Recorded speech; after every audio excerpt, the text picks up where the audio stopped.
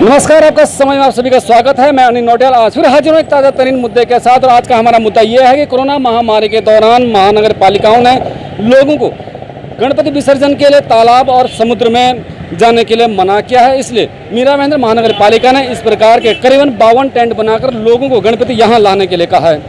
यहाँ तक तो ठीक था, लेकिन अब इसके आगे हम अगर बात करें तो ये जो टेंट आपको दिखाई दे रहे हैं, इसमें जो लोग हैं उसके लिए महानगर पालिका ने टेंडर निकाला। अब उस टेंडर में ये नहीं लिखा गया है कि ये टेंडर कितने का टेंडर है, उसका बजट कितना है, वो नहीं बताया गया है। हमने यहाँ पर उनसे बात की, जो यहाँ पर कर्मचारी सफाई कर्मचारी हैं, उनको आखिर जो ये काम करें उनको कितना पैसा मिलेगा। देखिए हमारी पूरी खबर कि ये टेंडर में कितना झोल है। क्या मीरा महेंद्र महानगर पालिका में फिर एक और घोटाला? क्या भगवान गणेश जी के नाम पर भी घोटाला? 4 दिनों के गणपति विसर्जन में मजदूरों और टेम्पो पर उठे कई सवालिया निशान कि आखिर मनपा का ये कैसा टेंडर?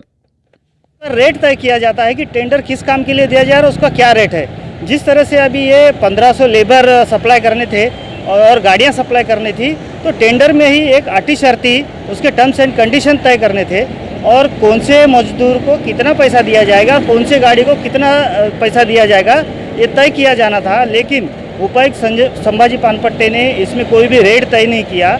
और जब उनसे बात की तो उन्होंने कहा कि नहीं, मैंने अपने अधिकार में दिया है और ये रेट तय नहीं है। तो ये इसमें अपने आप में एक बहुत बड़ा भ्रष्टाचार साफ दिखाई दे रहा है। कोरोना महामारी का असर इस साल गणेश पंडालों से लेकर गणेश मूर्ति के साथ साथ गणेश विसर्जन पर भी छाया रहा। लेकिन टेंडरों की आड़ में ठेकेदारों और अधिकारियों की कोरोना महामारी मानो लॉटरी सी लग गई हो।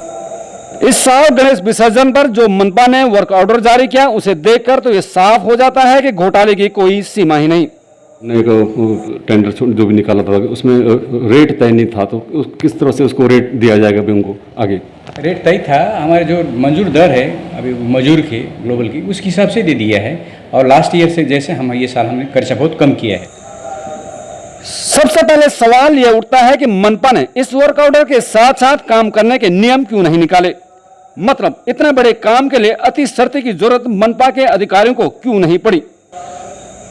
इतने बड़े काम के टेंडर को ऑनलाइन के बजाय ऑफलाइन क्यों निकाला गया?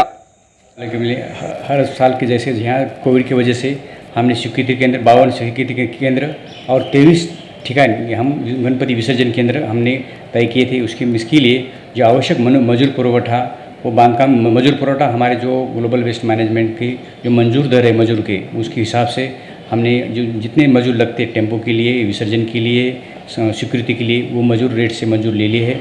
वैसे टेम्पो सुधा हमने वाहन विभाग से जो मंजूर ठेका है टेम्पो, वो टेम्पो सुधा हमने वो मजूर रेट से ले लिए। कुछ और टीका हम लोग देते नहीं नगर पालिका। हाँ, बहुत बोलते हैं, इलेक्शन ड्यूटी बोलते हैं, गणपति ड्यूटी बोलते हैं, लेकिन मिल रहे नहीं हम लोग।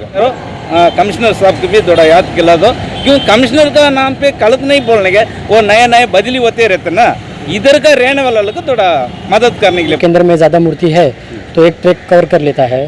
देन अगर दूसरी जगह पर अगर कम है तो ठेकेदारों ने, मतलब सफाई कर्मचारी ठेकेदारों ने बाहर से लोगों को मंगाया। जबकि मनपा के इस वर्क ऑर्डर में करीबन 52 मूर्ति स्वीकृत केंद्रों पर करीब 1500 से भी अधिक मजदूरों के साथ साथ 215 वाहनों की तैनाती होनी थी। पैसे नहीं। अच्छा, ये बताइए आपको जब यहाँ पे गाड़ी कितनी है आप लोगों के पास? जैसे गणपति हो जाएंगे तो गाड़ी कहाँ है? गाड़ी आता है, बाद में टेम्पो आता है। जब हम लोग फ़ोन करेंगे ना तो तुरंत आ जाएगी गाड़ी। तो किसको फ़ोन करता है? हमारा मुकदम है ना उनको। ये लोग कर्मचारी है, बाउंसर है, एक बाउंसर है और 4 कर्मचारी अपना जो साफ सफाई करने वाले हैं वो। आपका समय ने इस टेंडर के बारे में मनपा अधिकारियों से जानकारी लेने की पूरी कोशिश की, लेकिन हमें जवाब टाल मटोल ही मिलता रहा। अगर आपको हमारी इस ग्राउंड रिपोर्ट पर अपनी कुछ बात रखनी है तो हमारी मैसेज बॉक्स में जरूर लिखें। आपका समय के लिए मीरा महेंद्र से मैं अनिल नोटियाल।